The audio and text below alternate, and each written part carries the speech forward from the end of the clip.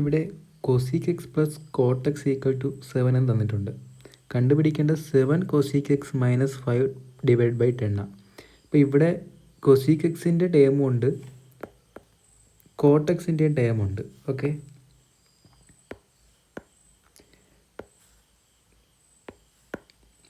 നമ്മുടെ ഗിവൺ കണ്ടുപിടിക്കേണ്ട ആൻസറിൽ കോസിക് എക്സിൻ്റെ ടേം മാത്രമേ ഉള്ളൂ.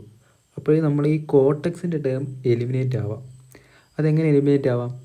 ഇവിടെ കോസ് എക്സിൻ്റെ സൈൻ പോസിറ്റീവാണ്. അപ്പം കോസ് എക്സിൻ്റെ നെഗറ്റീവ് ഉള്ള സൈൻ കൊണ്ട് ആഡ് ചെയ്ത് കഴിഞ്ഞാൽ ആ കോസ് എക്സ് എലിമിനേറ്റ് ആവില്ലേ? അപ്പം നമുക്ക് കോസിക് എക്സ് ടേമിലുള്ള ആൻസർ കിട്ടില്ലേ? അപ്പോൾ നമുക്കൊരു ഒരു ഫോർമുല അറിയാം. Cosec square theta minus cot square theta equal to 1 എന്നറിയാം അല്ലേ? ഇത് a square minus b square ഫോമിലല്ലേ കിടക്കുന്നത്. അതിന് നമുക്ക് a plus b into a minus b എന്ന് എഴുതാമല്ലോ.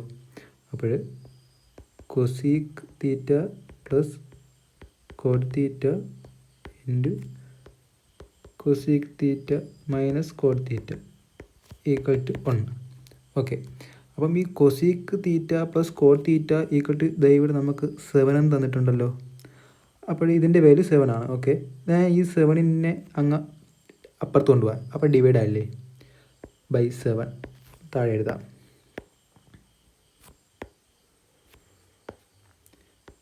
Cosec theta minus cot theta equal to 1/7 അല്ലേ? ഇവിടെ ഗിവൺ ക്വസ്റ്റ്യനിൽ cosec theta plus cot theta equal to 7 ആണ്. അപ്പോൾ നമുക്ക് ഇനി ഈ രണ്ട് ഇക്വേഷനും ആഡ് ചെയ്തല്ലോ. ആഡ് ചെയ്യുമ്പോൾ എന്ത് പറ്റും? ഇത് ഈ കോട്ട് തീറ്റയും ക്യാൻസലായി പോവുക. 2 cosec theta equal to 7 plus 1/7.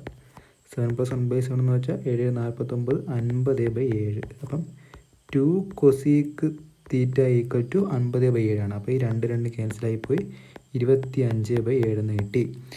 നമ്മൾ കണ്ടുപിടിക്കേണ്ട 7 cosec x minus 5 divided by 10 ആണ്.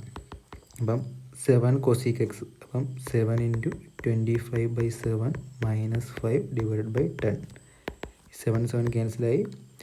25 - 5 20, 20/10 ഈക്വൽ ടു 2. ഈസിയാണ്.